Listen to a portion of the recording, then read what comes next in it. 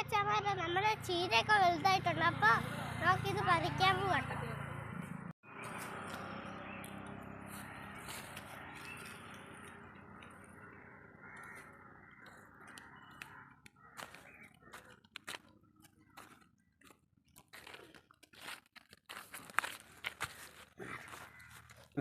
ഇടിയാണ് ചീര പറിക്കാൻ.